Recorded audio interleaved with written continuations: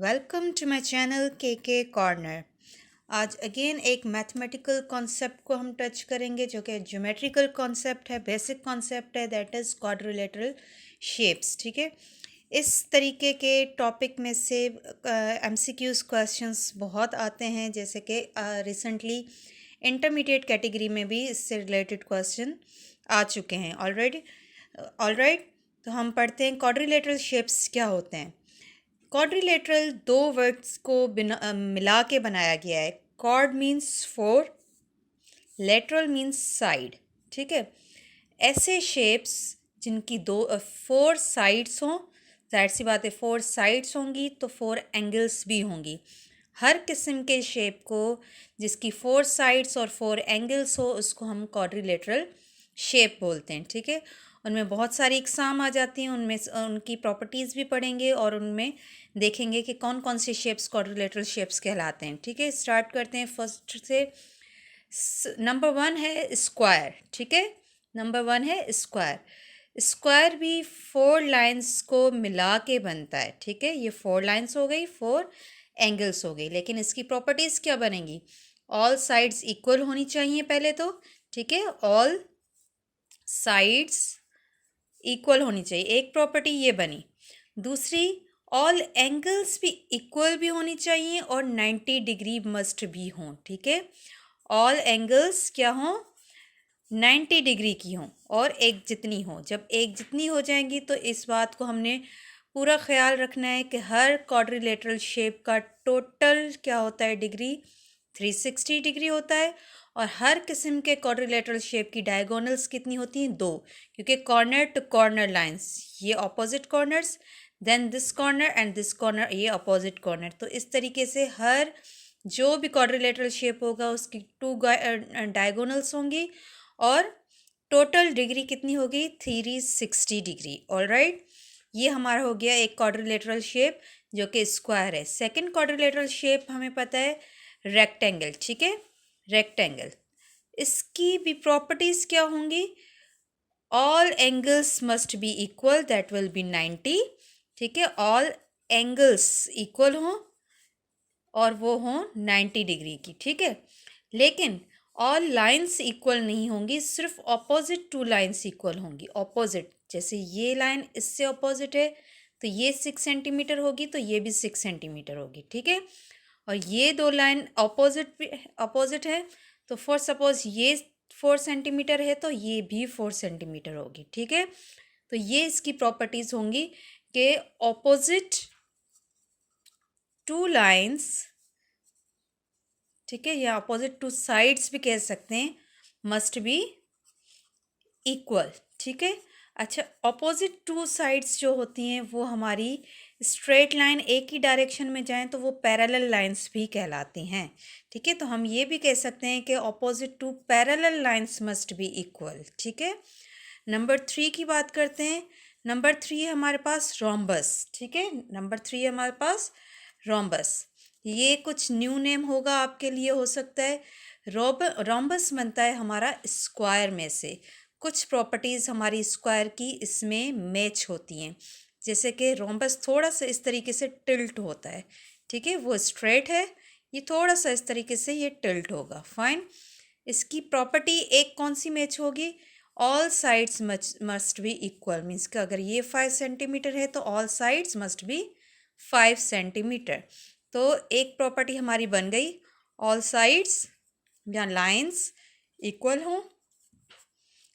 लेकिन अब जो दूसरी प्रॉपर्टी थी 90 डिग्री की, वो इससे मैच नहीं होगी, क्योंकि ये देखें 90 डिग्री नहीं है, लेकिन सिर्फ ऑपोजिट एंगल्स जो होंगी वो हमारी इक्वल होंगी। तो हमारी दूसरी प्रॉपर्टी क्या बनी? Opposite two angles must be equal. ठीक है, तो सपोज ये 70 डिग्री है तो ये भी 70 डिग्री होगी। फाइन, और टोटल इसका भी 360 डिग्री, क्योंकि ये भी एक क्वाड्रिलेटरल शेप है। अच्छा, अब अगर इस तरीके से क्वेश्चन आए और हमसे ये पूछा जाए कि अगर एक जो डिग्री है हमारी एंगल है 70 डिग्री की है तो ऑपोजिट भी 70 होगी, बाकी जो दो ऑपोजिट हैं वो कितनी होंगी? तो हम ये देखेंगे कि टोटल 360 होता है। ठीक है। 360 में से दो हमारी 70 हो गई, ठीक है। बकाया दो हैं तो वो भी एक जितनी ही होनी चाहिए, ठीक है। तो 70 + 70 कितनी हो गई? 140। तो 360 में से अगर मैं 140 माइनस करूं तो जितने भी बनेंगे उसको मैं डिवाइड करके दोनों में लगा दूंगी, क्योंकि डिवाइड जो करूंगी वो दोनों को इक्वलाइज करूंगी, ठीक है। तो इस तरीके से अगर कोई क्वेश्चंस आते भी हैं तो हम उसको ट्रिक लगा के सॉल्व कर सकते हैं। फाइन। तो क्वेश्चन नंबर शेप नंबर 4 की बात करते हैं। That will be parallelogram. Parallelogram, ठीक है। ये जैसे कि रोम्बस बनता है स्क्वायर में से, पैरेललोग्राम बनता है रेक्टेंगल में से। मीन्स के कुछ प्रॉपर्टीज़ हमारी रेक्टेंगल की यहाँ पर मैच होंगी। जैसे कि ये भी थोड़ा सा टिल्ट होता है, ठीक है, टिल्ट होता है। अब एक प्रॉपर्टी कौन सी मैच होगी? Opposite two lines must be equal, ठीक है। ऑपोजिट साइड्स कह लें, ठीक है, लाइन कहें या साइड्स कह लें, एक ही बात हो गई। ऑपोजिट साइड्स इक्वल होंगी, ठीक है। तो ये एक प्रॉपर्टी हमारी रेक्टेंगल की इससे मैच हुई। लेकिन दूसरी प्रॉपर्टी जो 90 डिग्री वाली है वो इससे मैच नहीं होगी। वो सेम ही होगी जैसे रोम्बस में थी कि opposite two angles must be equal, ठीक है। ऑपोजिट टू एंगल्स, ठीक है, मस्ट बी इक्वल। तो सेम बात हो गई। अगर ये 70 है या 80 है तो ये भी 80 होगी, और रिमेनिंग जितने बच जाएंगे उसमें से हाफ हाफ कर लेंगे तो हमारा टोटल 360 बनना चाहिए। फाइन। तो ये हमारा हो गया फोर्थ, ठीक है। फिफ्थ हमारा होता है ट्रेपेजियम, ठीक है, जिसको हम ट्रेपेजॉइड भी कहते हैं, ठीक है। फिफ्थ हमारा क्या हो जाएगा शेप? ट्रेपेजियम, ठीक है। ट्रेपेजियम। ट्रेपेजियम भी एक क्वाड्रिलेटरल शेप है जिसकी 4 साइड्स होती हैं, 4 एंगल्स होती हैं, लेकिन इसकी प्रॉपर्टीज़ रोम्बस और पैरेललोग्राम से बिल्कुल डिफरेंट है। कैसे? उसकी सिर्फ दो ऑपोजिट लाइंस, ठीक है, वो पैरेलल होंगी। मीन्स कि ये देखें, ये दोनों पैरेलल है, ठीक है। पैरेलल वो लाइंस होती हैं जो एक ही डायरेक्शन में, सेम डायरेक्शन में जाएं, ठीक है। ये अगर एक इस तरीके से एक इस तरीके से है तो these are not the parallel. एक ही डायरेक्शन में जब लाइन जाएंगी, भले वो साइज़ में छोटी या बड़ी हो, इससे कोई फ़र्क नहीं पड़ता, लेकिन एक डायरेक्शन में लाइंस का होना ज़रूरी है। जैसे कि पैरेललोग्राम में था कि दोनों साइड्स, ये दोनों आपस में पैरेलल थी और ये दोनों आपस में पैरेलल थी, तो इसीलिए इसका नाम था पैरेललोग्राम, ठीक है। ट्रेपेजियम की प्रॉपर्टी ये है कि only two opposite lines must be parallel and remaining two opposite lines non parallel होंगी, ठीक ठीक। देखें, इसकी डायरेक्शन इस तरफ है और इसकी डायरेक्शन इस तरफ है, तो two opposite sides must be parallel, ठीक है। और रिमेनिंग जो टू ऑपोजिट साइड्स हैं जो कि ये हैं, वो हमारी नॉन पैरेलल होंगी, ठीक है। मस्ट बी नॉन पैरेलल, ठीक है। अब इसमें कुछ भी ऐसा नहीं है कि ऑपोजिट टू एंगल्स एक जैसी होंगी, नहीं होंगी। ऑल एंगल्स डिफरेंट हो सकती हैं, क्योंकि ट्रेपेजियम का कोई एक पर्टिकुलर शेप नहीं होगा, डिफरेंट ही होगा। जैसे फॉर एग्जांपल इस तरीके से, एक इस तरीके से, ठीक है, ये भी ट्रेपेजियम है।